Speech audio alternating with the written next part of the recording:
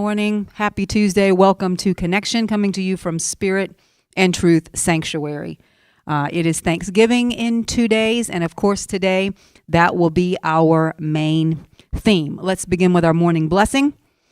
Spirit of Truth, we give thanks today for our connection in this time of togetherness, for our sameness as well as our contrast, and for the light we reflect to one another and see in one another. We give thanks for the holy that holds us and for the humanity that always brings us back to the holy. We ask that our happiness, our peace, and our joy now be woven into the fabric of the world around us, and that it serve as nourishment to feed the heart of the collective. In the name and nature of the Christ, amen, and so it is. I'm sorry if you hear a little clicking. I have a peppermint in my mouth because I got a little bit of a dry throat, so I hope does it sound too bad, Benny? Can you hear it? Okay. Good. I can hear it in my head. All right. On to our quotes. The first one is by Zig Ziglar. Gratitude is the healthiest of all human emotions. The more you express gratitude for what you have, the more likely you will have even more to express gratitude for. Next, I would maintain that thanks is the highest form of thought, and gratitude is happiness doubled by wonder. Okay, I want to stop here and make a distinction between happiness and gratitude, since the quote we just read seemed to do that as well. They're both positive emotions that have love as their base, but gratitude is a little different in that it compels us to give back, even if what we give back is just our thanks. So do you see the difference there? Happiness is more a solitary emotion. You can be happy all by yourself about nothing in particular. But being thankful involves another object or person. There's something or someone that you're thankful for. That thing, whatever it is what has created the feeling of gratitude in you. And when you feel it, you're compelled to give back. A word or a note of thanks, an acknowledgement, or something in return, a favor, a gift, etc. So the emotion of gratitude is a little different than simple happiness in that it requires some level of interaction. Because even if you're just internally grateful, there's a thing or a condition or a person that you're grateful for in your mind. It's more of a cause and effect situation than happiness is alone. And in that way, it is a shared emotion. Okay, next quote. This is by Alphonse Carr. Some people grumble that roses have thorns. I am grateful that thorns have roses. Okay, so it's all a matter of perspective, isn't it? You either focus on the thorns or you focus on the roses.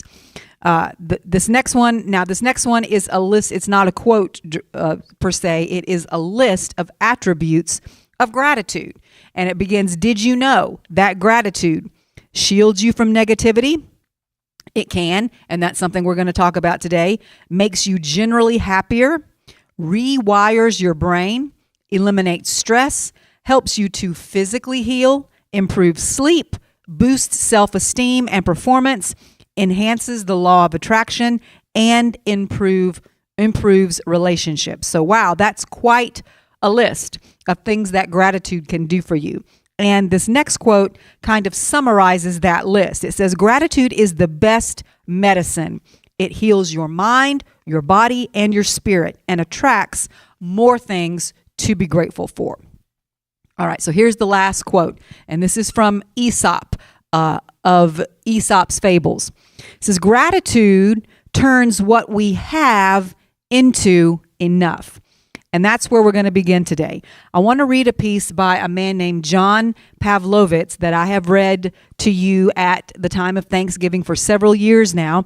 And sometimes I feel like I shouldn't repeat myself so much. However, the thought hit me yesterday, every Thanksgiving, what do we have? We have basically the same meal. Whatever it is that your family eats, there are always favorites that Aunt so-and-so makes, or grandma or your mom, and you don't mind repeating the meal because you really, really enjoy it because it's really good. So I don't mind repeating this piece of writing because it is so good. And also because we as humans forget things and need to be reminded. So it's a really profound piece and is the essence of what our lives should be about, not just at this time of year, but all the time. It's also very beautifully written, almost poetic. So I'll invite you to take a deep breath, close your eyes if you want, and get into a meditative space and listen, really absorb the words as I read them to you. There's a place I like to visit from time to time, a place called Enough. It is that place where my endlessly racing heart finally slows, where the ever-clenched muscles in my jaw release, where my labored breathing stretches from short, shallow sips into slow swells. There, my chest expands and contracts fully without interruption, and my mind no longer chases what was or might be or should be, but pauses to quietly rest in what is. There, in Enough, all of the hot, crackling noise within my head ceases. The constant comparisons that tell me I am not measuring up, the never-ending criticisms that forever state their disapproval, the taunting whispers reminding me of both what I have failed to grasp and what I am most surely bound to lose. When I am firmly planted in this place called Enough, there is no frantic striving, no jockeying for position, no desperate running after, nothing more to do or to prove, to earn, achieve, or make. There is only the wide, soft expanse of gratitude upon which I can rest all of myself. I so love this place, even though I always feel like a temporary guest here, only stopping for the briefest of seconds before life's cares and expectations conspire to rip me away and pull me back to a familiar place of failure and lack and less than. No sooner do I find a momentary clearing than my thoughts are once again cluttered with swirling list of work unfinished, needs unfulfilled, looming battles needing to be waged, and I begin to run again after that which is forever just beyond the reach of my outstretched fingertips. And though this self-induced struggle is exhausting, I fear I have developed an insatiable addiction to more, to better, to greater. And this addiction causes me to breathlessly pursue a high that never satisfies, only promises that it soon will. Just one more win, just 5 more pounds, just a few more dollars in the bank, just another 100 followers on social media. Then I'll get to enough for good, instead of this place of not good enough. I'm tired of just passing through gratitude and holidaying in contentment. I want to stay here. I want to live in this place. I dream of the time when I will make my home here, when I will, for more than a day or a season, find Thanksgiving as my soul's default setting, when I will dwell upon the sufficiency, beauty, and goodness of the present without it needing alteration or upgrade. I look to the day when what I see in my home and in my bank account, in my work, and in the mirror are no longer reminders of what is yet to be gained or done or fixed, but clear confirmation of what is already mine, and that this news yields only a full, satisfying joy. Maybe today will be the day when I permanently retire from striving, when I forever abandon the noisy melodrama. The day when I finally stop running and can lay my head back upon this singular moment and need nothing else to complete it. I hope this for me. I hope it for you. May we believe presently that we have enough, that we do enough, and that we are enough. May you and I learn to live in thanksgiving, to take up residence in contentment, and to make a home in gratitude. May we find the waiting, elusive, beautiful place called enough, and may we stay there for good. So that never gets old. It's probably one of my favorite pieces of writing ever. So now we're going to look at both sides of this coin. I'm going to explain how we don't get to this place of enough, the things and attitudes that block us from, as the piece said, making that feeling of enough our default setting, or as my brother said on Sunday, the things that block us or keep us from getting and enjoying our muffin. And then we'll flip the coin over and talk about some ways that we can get there. First, how not to get there. For this, I'm going to read a piece entitled Pity Party, and that should be self-explanatory. It's by a woman named Madison Taylor. She says, we all have days when the bad things seem to outweigh the good ones, and we begin to think that life isn't fair. You get stuck in traffic, which makes you late for an important meeting, and then your car gets towed. You might ask yourself, why me? Events like this one can test anyone's ability to be grateful and feel optimistic. If you have a tendency to feel sorry for yourself, and by the way, that's all of us, things usually progress to the next stage, the pity party. You begin to feel like the innocent victim of a dismal fate because you are seeing your life through an inaccurate lens. Most of the thoughts that run through your mind at times like these are unhelpful, and they mainly serve to increase your indignation and feelings of powerlessness. What these feelings and thoughts don't do is change your circumstances or make you feel better. When you've had a terrible day, there should definitely be a time and a place to have your feelings so that you can process them. It's important not to pretend that you are fine with things when you are not. Bottling your feelings up, suppressing them, pushing them down is not healthy. It is also important, however, to notice when you're having a pity party. It's a good idea to set a time limit in which to fully express your emotions without feeling guilty, ashamed, or judging yourself. Having a friend witness you during this process can be helpful, or you may want to write about your feelings. When time is up, let go of the negativity you just expressed. You can declare this intention to your friend, or if you have written down your feelings, you can burn the piece of paper or throw it in the recycling bin. Now, this is an important point. I would recommend not keeping these thoughts, these negative thoughts that you're getting out of yourself, or laying around in a journal, because it's just bad energy to have in your space. It's better to just get rid of them after you get them onto the paper or after you tell somebody. The article continues, try not to dwell on unpleasant experiences and do everything you can to avoid holding on to negative emotions. When you indulge in self-pity, you only make a bad day worse. Stop feeling sorry for yourself. Release the notion that you are a victim and notice the good that exists in your life. Or, as we've been saying lately, once the lesson of whatever the story is has been learned and integrated, then let the story go. Hold on to the lesson, but let go of the pain. All right, so we got some good advice at the end there about how to exit from our pity party, because that energy does nothing but keep us stuck in lack and not enough, not good enough specifically. And where we're trying to go is to that place of the eternal enough. So that's what we're talking about today. As we just read, the pity party victim road is not the road that leads there. So now we're going to find one that does. I'm going to read something from our good friend Amanda Ellis, and here she's talking about something very specific. But as I was listening to it, I realized the principle she was talking about and presenting could be used in lots of different situations, not just the specific thing that she's talking about in the video. What she's talking about is all the fear. It might not be so much now as when it first came out, but people are still afraid of other things. She's just using this as an example of 5G.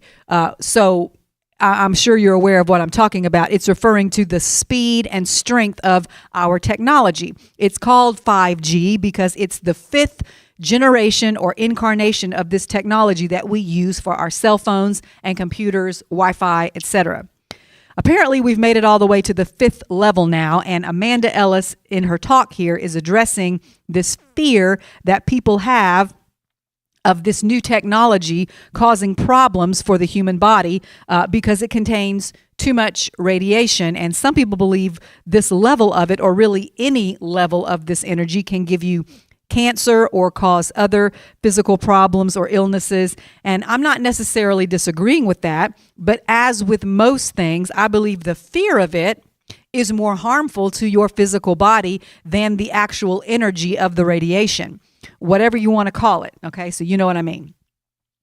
But she talks here about our body's ability through the electromagnetic field that surrounds our heart to deal with or counteract any negative effects that might come to us via this 5G technology. And more than that, how that energy, our own heart energy, is so strong, or has the capacity to be, if we actually, if we're feeding it appropriately, that it can transform the negative or the 5G energy or any other negative energy into a more positive form. It's a lot like the teaching I've shared with you before about transmuting the poison into medicine.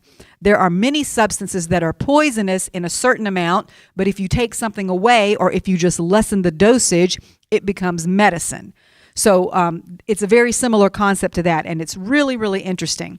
So as I'm reading this, of course, I'll ask you to let your mind go beyond just the particular subject she's talking about, this 5G, and expand it to be talking about any negative force or energy that comes towards you. Okay.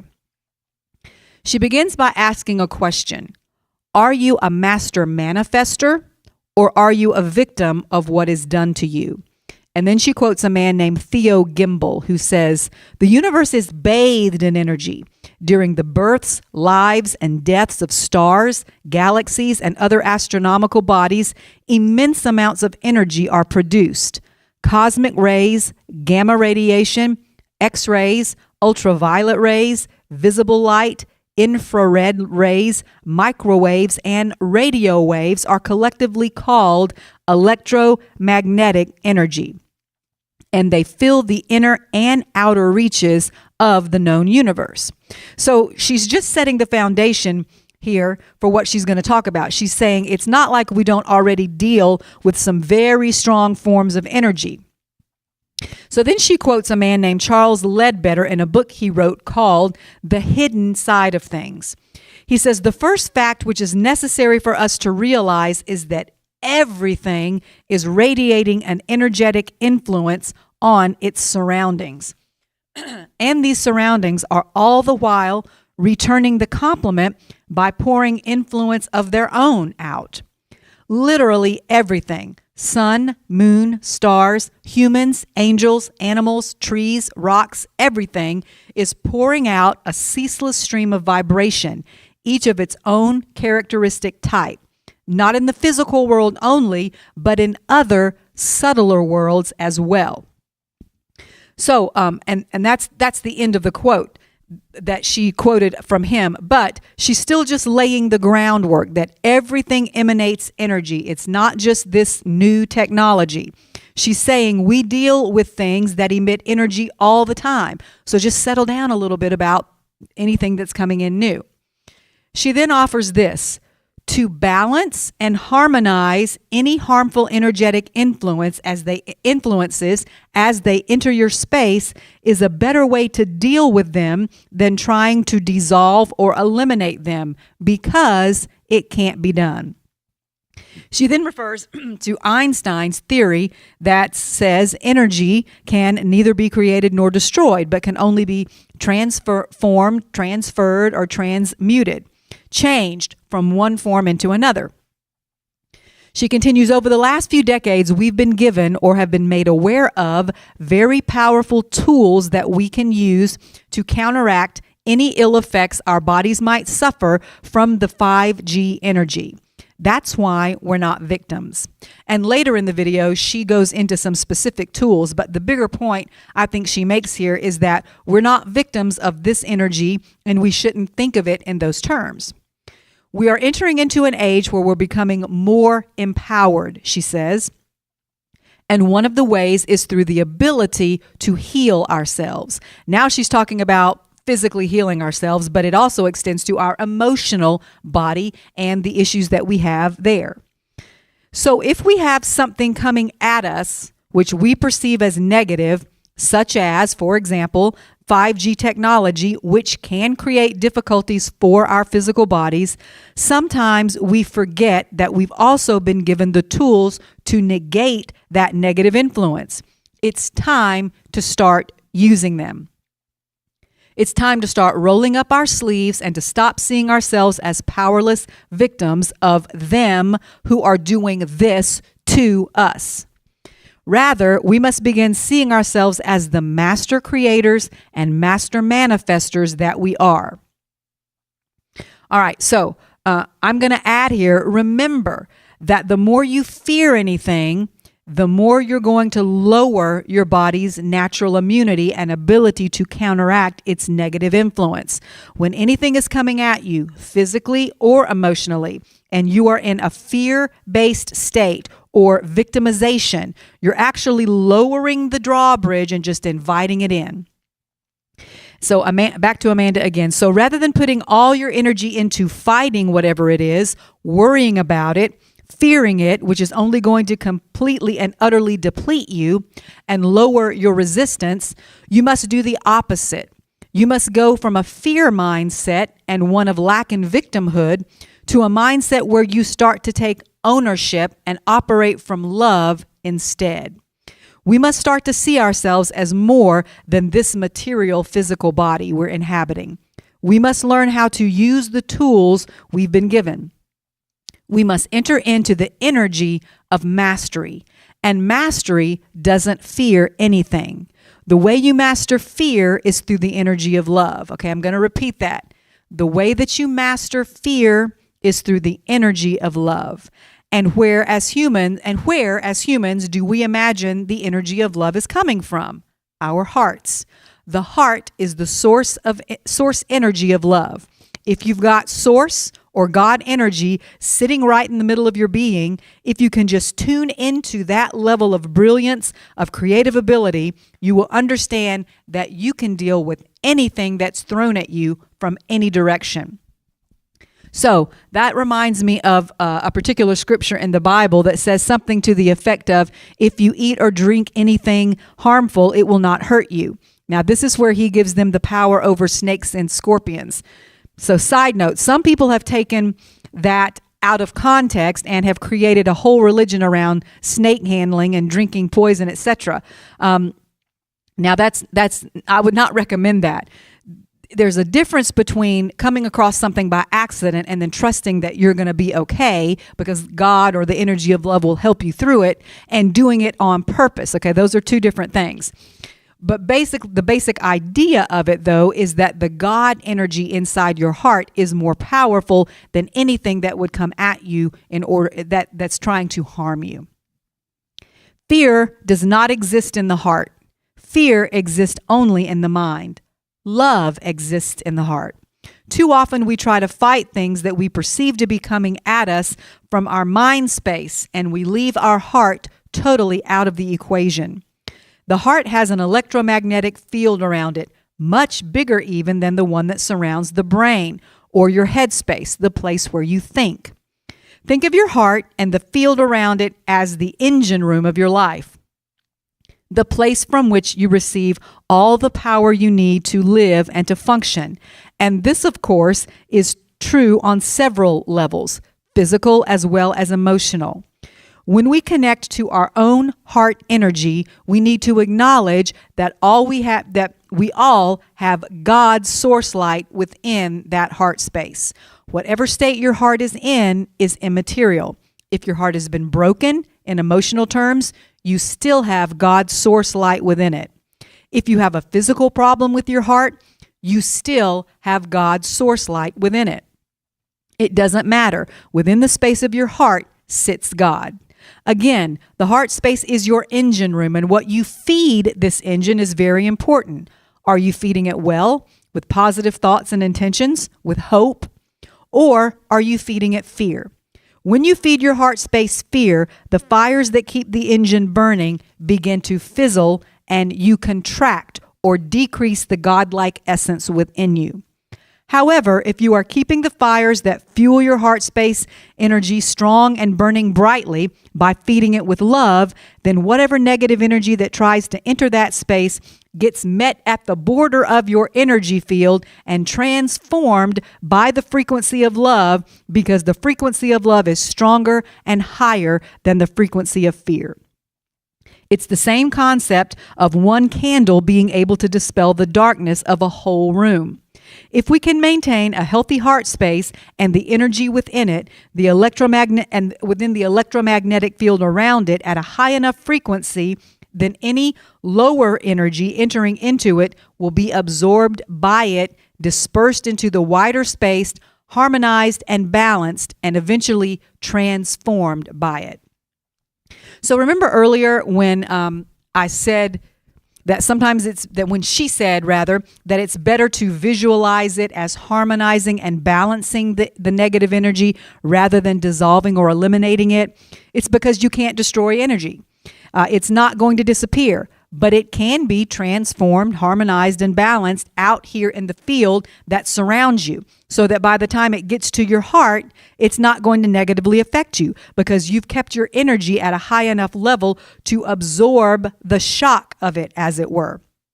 So that's exactly the same principle as what shock absorbers do in your car. They diffuse the impact, thus making the ride smoother. So on one level, you could view this heart space field as a shield or a barrier that negativity is bouncing off, keeping you safe. But let's go there for a minute. Number one, that's a fighting mentality. That's defensive. And number two, it's just bouncing the negativity back out there for someone else to have to deal with. It might no longer affect you, but you've just passed the buck onto someone else to have to deal with. Andrew Martin talks about it in terms of having a spiritual leaf blower. He says when you're blowing leaves in your yard, well, you might be clearing your yard, but you're just putting them over on somebody else's yard or in the street. You're not getting rid of them. So there's nothing particularly wrong with that. It's better than letting it negatively affect you. But a higher level would be if you were able to let it be transformed by your energy, then it negatively affects no one. So I hope you're getting this imagery. Let me see if I can put it into a real life example. Let's use the upcoming holiday in a couple of days of Thanksgiving. So say you're in your kitchen cooking food for a family Thanksgiving meal and you're happy. Nothing's bothering you. You've done your meditating. You've fed the engine of your heart good, positive, loving, hopeful thoughts. The birds are chirping. The sun is shining. Life is good in your little corner of the world. As one of our pastors used to say, it's all seashells and balloons. And then someone walks into your kitchen on the physical plane, and on the emotional plane into your heart space. And they're just sour or angry. And all of a sudden, there's all of this tension and fear and conflict. And they've just brought all kinds of negativity in with them. So at this point, you have a choice to make. You can shift into fighting mode and engage with them down there on that lower fighting energy level, which will just expand the negativity and make it bigger. Or you can decide to use your positive heart space as a shield. Okay, you can go into defense mode and just ignore them or remove yourself from the situation, try to change the subject or ask them to leave the kitchen. And so this in effect protects you, but nothing about their energy has changed. So wherever else they decide to go in your house or there's still all of this negativity that's surrounding them. It's like a dark cloud following them around. What if instead you just took a minute to show them love, give them a hug, let your love spill over onto them, shine your light into their darkness? They might not accept it. They might insist on continuing in their negativity. And if so, that's on them. Then you might need to go into defensive/shield mode. But 9 times out of 10, a genuine gesture of love will work wonders to transform that energy and settle it right down. And if not, at least you still have peace in your heart knowing you did everything you could do. Bottom line is, whenever you are confronted with negative, low vibrational energy, you can either decide to fight it by actively pushing back against it, or you can deflect it and use your own energy as a shield and let it bounce off you. But then it's still a problem for everyone else, including the person who's carrying it.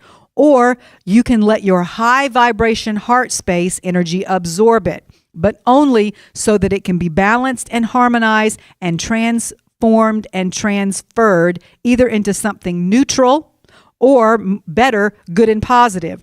And how much juice you're working with, how much good you've put in your own engine, determines how effective that process is. Do you know that have you got examples in your life? I know I do, of people you just can't be unhappy around because they just have so much love bubbling out of them.